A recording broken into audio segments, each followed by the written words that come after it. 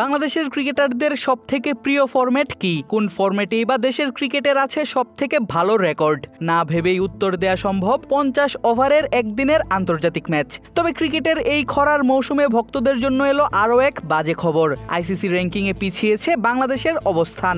9 থেকে এক ধাপ পিছিয়ে বাংলাদেশের বর্তমান অবস্থান এখন 10।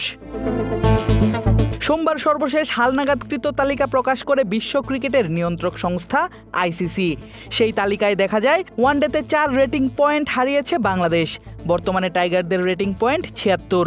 29 ম্যাচে 2205 পয়েন্ট নিয়ে বাংলাদেশের অবস্থান 10 নম্বরে। বাংলাদেশ থেকেও এগিয়ে ওয়েস্ট ইন্ডিজ, যাদের বিপক্ষে গত বছরই ওয়ানডে সিরিজ হারল নাজমুল শান্তর দল। শুধু হারেইনি, ওয়েস্ট ইন্ডিজের বিপক্ষে বাংলাদেশ হয়েছিল 3 ম্যাচের সিরিজে 3টিতেই হেরে হোয়াইট ওয়াশ। গত 2024 সালে বাংলাদেশের ওয়ানডে পারফরমেন্স ছিল একেবারেই যাচ্ছে তাই। 50 ওভারের 8 ম্যাচে বাংলাদেশ জয় পেয়েছে মাত্র 1টিতে।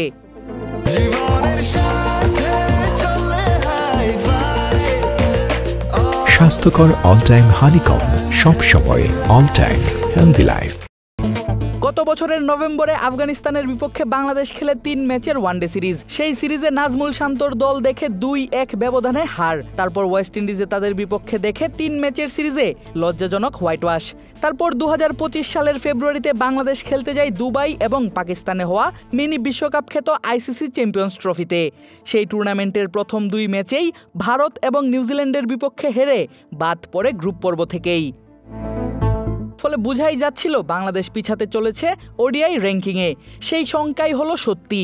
অপরদিকে বাংলাদেশকে হোয়াইট ওয়াশ করে গত বছর 9 ম্যাচের 6টিতেই জিতে রেটিং পয়েন্টে এগিয়ে যায় ওয়েস্ট ইন্ডিজ। 83 পয়েন্ট নিয়ে তাদের অবস্থান পয়েন্ট টেবিলের 9-এ।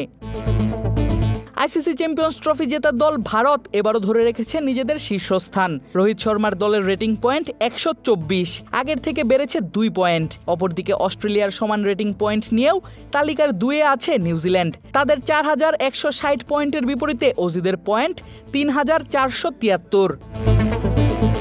পছন্দের ফরম্যাটেও পিছিয়ে যাওয়াটা বেশ দুশ্চিন্তার কারণ বাংলাদেশের ক্রিকেটের জন্য, কিছুটা আক্ষেপের কারণ দেশের ক্রিকেট সমর্থকদের জন্যেও। অধারাবাহিক পারফরমেন্সের কারণেই এমনটা হয়েছে বলে মন্তব্য দর্শকদের। তবে এখান থেকেও ঘুরে দাঁড়ানো অসম্ভব কিছু নয়, শুধু থাকতে হবে ক্রিকেটারদের সেই চেষ্টাটা। আদিব আশরাফ, ক্রিক ফ্রেন্জি।